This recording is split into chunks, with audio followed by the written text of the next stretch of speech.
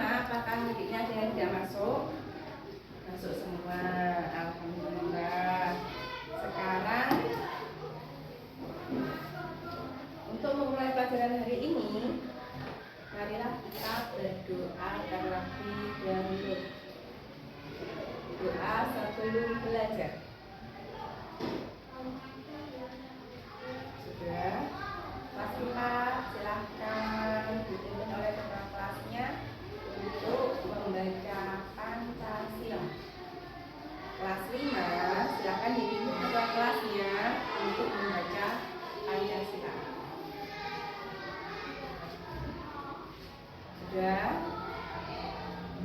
Hari ini Ustazah akan memberikan materi untuk kelas 4 bahasa Indonesia dan kelas 5 IPA.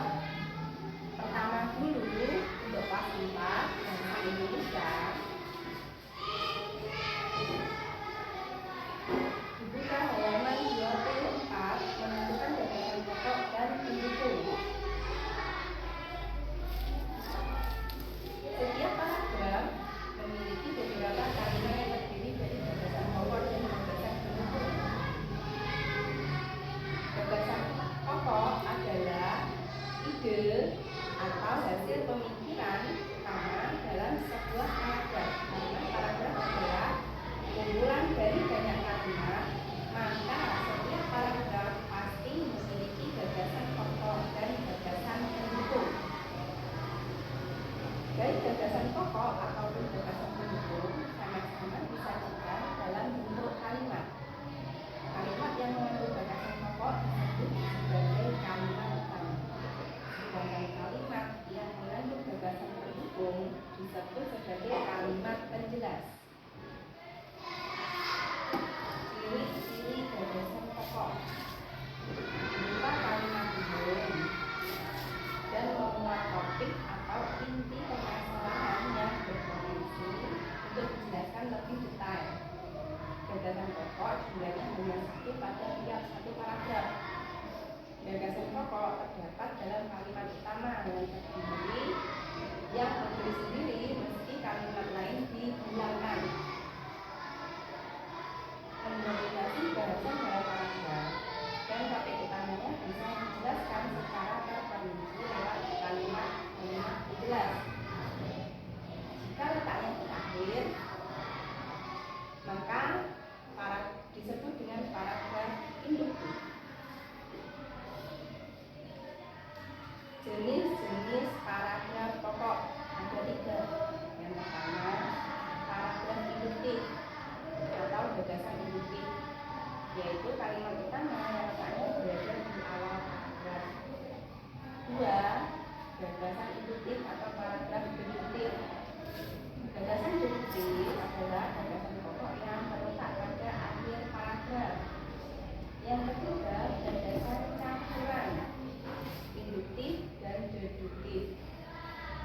Gagasan yang berasal dari gabungan antara gagasan induktif dan gagasan deduktif. Gagasan pendukung. Gagasan pendukung merupakan hal penting dalam sebuah paragraf dan dapat membantu pembaca memahami isi teks. Ciri-cirinya adalah beberapa kalimat khusus atau spesifik, memuat penjabaran dari gagasan pokok. Gagasan pendukung jumlahnya lebih dari satu pada tiap satu paragraf. Biasanya banyak memiliki kondisi. Perbedaannya yaitu gagasan pokok terletak pada kalimat utama, sedangkan gagasan pendukung terletak pada kalimat penjelas. Untuk kelas 5,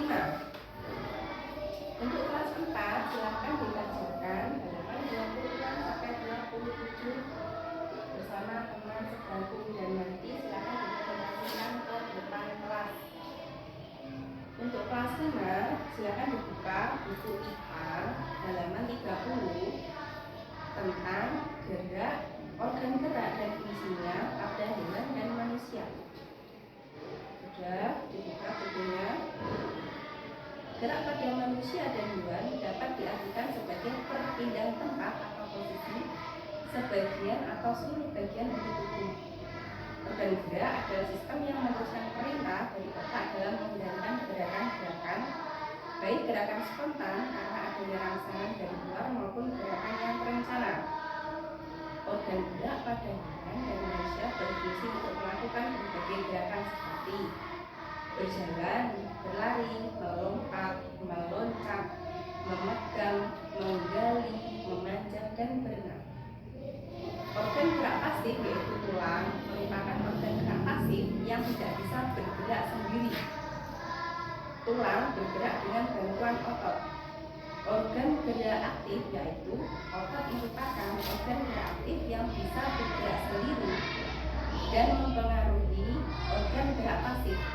Sudah Mbak 6 menit. Sudah 6 menit. 10 menit kan? Nah, sampai 10 menit. Ini nanti 10 menit. Sampai sini tadi 10 menit. Organ gerak aktif yaitu otot merupakan organ gerak aktif yang bisa bergerak sendiri dan mempengaruhi organ gerak pasif. Otot memiliki senyawa kimia yang membuatnya bisa bergerak. Otot dan tulang bekerja sama untuk melakukan gerakan pada tubuh. Kerjasama antara kedua alat gerak ini membentuk suatu sistem yang disebut sistem gerak. Beberapa contoh organ gerak pada hewan dan fungsinya. 1. Sayap pada burung untuk membantu hewan tersebut agar bisa berpindah tempat atau terbang dari satu lokasi ke lokasi lainnya. 2. Ekor pada hewan membantu hewan menjaga keseimbangan tubuhnya.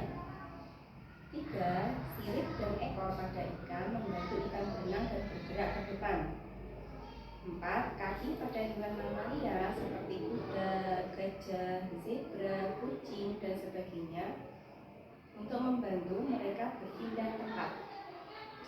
Contoh kelima, katak organ geraknya pada kaki yang fungsinya tungkai belakang yang panjang dan kuat difungsikan untuk melompat.